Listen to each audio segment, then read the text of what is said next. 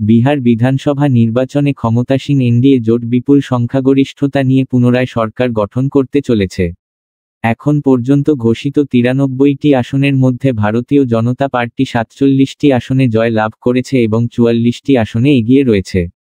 সহযোগী দল জনতা দল ইউনাইটেড 28টি আসনে জিতেছে এবং 55টি আসনে এগিয়ে রয়েছে। এনডিএর আরেক অংশীদার লোক জনশক্তি পার্টি 4টি আসনে বিজয়ী হয়েছে এবং 15টি আসনে এগিয়ে আছে। হিন্দুস্তানি আওয়াম মোর্চাও একটি আসনে জয় পেয়েছে এবং 4টি আসনে এগিয়ে রয়েছে। আরজেডি নেতৃত্বাধীন মহাজোটে পর্যন্ত মাত্র 7টি আসনে জিতেছে এবং 24টি আসনে এগিয়ে আছে। প্রথমবার নির্বাচনে অংশ নেওয়া প্রশান্ত কিশোরের জন সুরাজ পার্টির ফলাফল অত্যন্ত হতাশাজনক দেখা যাচ্ছে। এনডিএর সমর্থকেরা ইতিমধ্যেই পাটনার রাস্তায় বিজয় শোভাযাত্রা বের করে উদযাপন শুরু করেছে।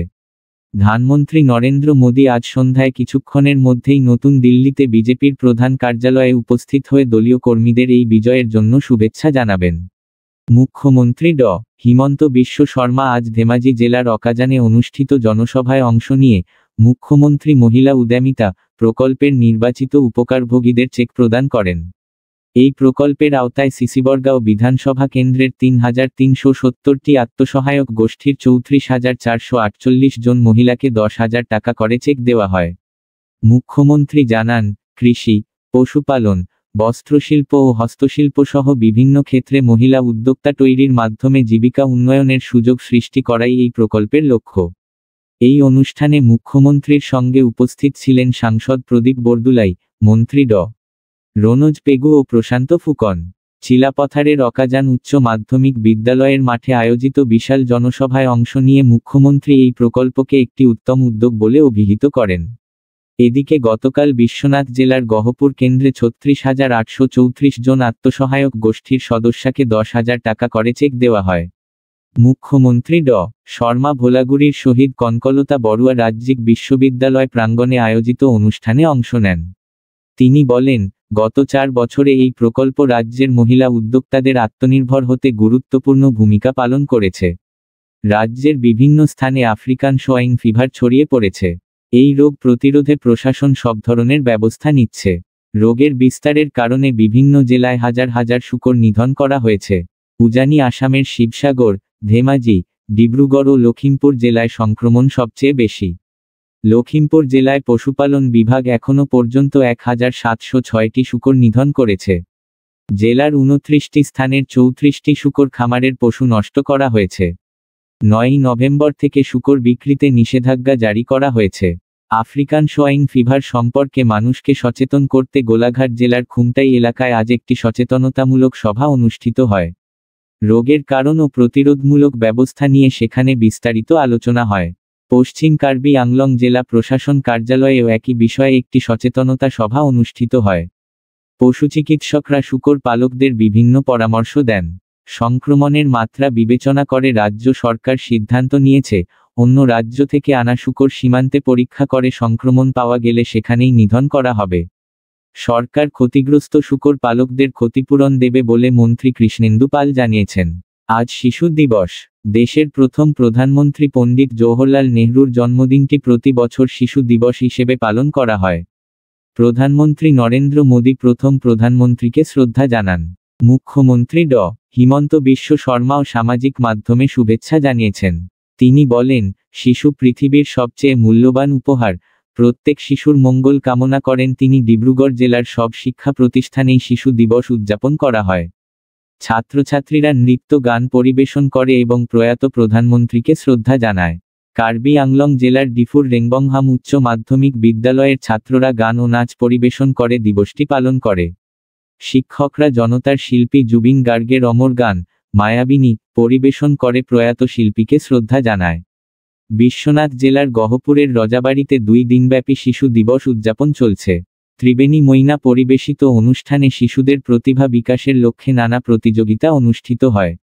গোয়ালপাড়া জেলার শিক্ষা প্রতিষ্ঠানগুলোও বর্ণাঢ্য কর্মসূচির মাধ্যমে শিশু দিবস পালন করে। বিভিন্ন স্কুলে ছাত্রছাত্রীদের মধ্যে খেলাধুলা ও নানা প্রতিযোগিতা অনুষ্ঠিত হয়।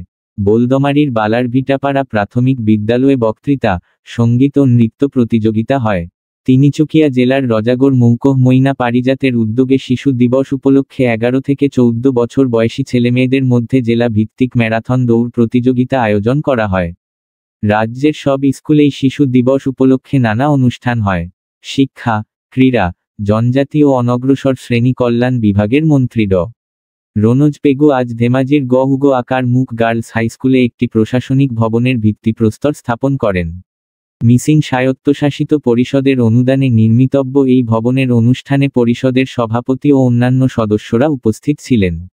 পাশাপাশি আগামী বছরের 20, 21 ও 22 মার্চ বিদ্যালয়ে অনুষ্ঠিতব্য সুবর্ণজয়ন্তী অনুষ্ঠানের অংশ হিসেবে মন্ত্রী লাইখুঁটা স্থাপনেও অংশ নেন। সদ্য সমাপ্ত গৌহাটি বিশ্ববিদ্যালয়ের যুব উৎসবে মঙ্গলদৈ কলেজের স্নাতক 3য় সেমিস্টারের ছাত্র ডেনিস নাথ মিমিক্রি প্রতিযোগিতায় প্রথম স্থান অধিকার করেছে। মঙ্গলদৈ কলেজ নাট্যদল নাট্য প্রতিযোগিতায় দ্বিতীয় সেরা দলের সম্মান পায় এবং ডেনিস নাথ সেরা অভিনেতার পুরস্কার অর্জন করে। বিহার বিধানসভা নির্বাচনে এনডিএর ঐতিহাসিক জয়লাভের পর আজ শ্রীভূমি জেলা বিজেপি কার্যালয়ে শ্রীভূমি জেলা বিজেপির পক্ষ থেকে বিজয় উৎসবের আয়োজন করা হয়। এতে আসাম সরকারের পূর্ত, মিন, পশুপালন ও পশুচিকিৎসা বিভাগের মাননীয় মন্ত্রী কৃষ্ণেন্দু পাল, রামকৃষ্ণ নগর বিধানসভা সমষ্টির বিধায়ক বিজয় মালাকার, শ্রীভূমি জেলা বিজেপির সভাপতি সঞ্জীব বণিক, প্রাক্তন রাজ্যসভা সাংসদ মিশন রঞ্জন দাস মহাশয়, শ্রীভূমি পৌরসভার পৌরপতি রবীন্দ্র চন্দ্র দেব সহ শ্রীভূমি জেলা বিজেপি এবং মণ্ডল বিজেপির বিভিন্ন কার্যকর্তাগণ উপস্থিত হয়ে বিজয় উল্লাসে অংশ নেন। সংবাদ মাধ্যমের সঙ্গে প্রতিক্রিয়া প্রকাশ করতে গিয়ে মন্ত্রী শ্রী পাল বলেন, বিহারের জনগণ শান্তি সম্প্রীতি এবং উন্নয়নের জন্য এনডিএকে ভোট দিয়েছেন। ফলে বিরোধীরা বিধ্বস্ত হয়েছেন। তিনি আরও বলেন যে প্রধানমন্ত্রী নরেন্দ্র মোদীর নেতৃত্বে দেশে সর্বশ্রেণীর জনসাধারণের জন্য যে উন্নয়নমূলক কাজগুলো হচ্ছে তার জন্য দেশের জনগণ খুশি আছেন এবং এরই প্রকাশ ঘটেছে বিহার বিধানসভা নির্বাচনে। এই বিশাল জয় শুধু এনডিএর জয় নয়, এই জয় বিহারের উন্নয়ন, সুশাসন ও বিহারের সাধারণ জনগণের জয়। বিহারের জনগণ এনডিএকে সমর্থন করায় তিনি ধন্যবাদ জানিয়েছেন। স্বাধীন ভারতের প্রথম প্রধানমন্ত্রী জওহরলাল নেহরুর জন্মদিন উপলক্ষে আজ বদরপুরের সেন্ট্রাল পাবলিক স্কুলে বিভিন্ন কর্মসূচির মাধ্যমে শিশু দিবস উদযাপন করা হয়। এই উপলক্ষে সকালে নেহরুর প্রতিচ্ছবিতে প্রদীপ প্রজ্বলন এবং পুষ্পাঞ্জলি অর্পণ করেন স্কুলের অধ্যক্ষ। ছাত্রছাত্রীদের মধ্যে বিভিন্ন গান, নাচ, বক্তৃতা ইত্যাদি অনুষ্ঠিত হওয়ার পর একটি কুইজ প্রতিযোগিতারও আয়োজন করা হয়। এছাড়াও দিনব্যাপী নানা সাংস্কৃতিক অনুষ্ঠান এবং ছেলে মেয়েদের জন্য খেলাধুলার ব্যবস্থা করা হয়। রাজ্যের তফসিলি জাতি ও অনগ্রসর শ্রেণী কল্যাণ সঞ্চালকালয় থেকে 2024 সালের জানুয়ারি থেকে ডিসেম্বরের মধ্যে বর্ণ বিবাহিত দম্পতিদের এককালীন আর্থিক অনুদান প্রদানের জন্য দরখাস্ত আহ্বান করা হয়েছে। এতে দরখাস্তকারী দম্পতিদের আবেদনের জন্য 2024 সালে বর্ণ বা ইন্টার কাস্ট বিবাহিত দম্পতির একজন তফসিলি জাতির ও অন্যজন সাধারণ বর্ণ হিন্দু হতে হবে। সাব রেজিস্ট্রার কার্যালয় থেকে ইস্যু করা বিবাহের সার্টিফিকেট থাকতে হবে এবং বিবাহ 2024 সালের 1 জানুয়ারি থেকে 31 ডিসেম্বরের মধ্যে সম্পাদিত হতে হবে। দ্বিতীয় বিবাহের ক্ষেত্রে কোন অনুদান প্রদান করা হবে না। তাই আবেদনের জন্য গ্যাজেটেড অফিসার থেকে এই বিবাহ যে প্রথম বিবাহ তা সুনিশ্চিত করে একটি বিবাহ প্রমাণপত্র জমা দিতে হবে। এতে সব উৎস থেকে দম্পতির বার্ষিক আয় 5 লক্ষ বা তার কম হতে হবে। এতে 2.5 লক্ষ টাকা এককালীন আর্থিক অনুদান প্রদান করা হবে। তবে ওই অর্থ দম্পতির যুগ্ম নামে যে কোনো রাষ্ট্রায়ত্ত ব্যাংকে 3 বছরের লকিং পিরিয়ডে রাখা হবে, যার প্রি ম্যাচুরিটি তোলা যাবে না। যোগ্য দম্পতিদের প্রয়োজনীয় নথিপত্র সহ আগামী 30 নভেম্বরের মধ্যে দরখাস্ত directorate of welfare of scheduled caste and backward classes, Assam, Dilip Hazari path, Sarumotoria, Dispur, Guwahati 06 এই ঠিকানায় পাঠাতে হবে। বিজ্ঞাপন, দরখাস্তের ফর্ম ও অন্যান্য বিস্তারিত বিবরণ ওয়েবসাইট https://director.wsc.assam.gov.in এ পাওয়া যাবে।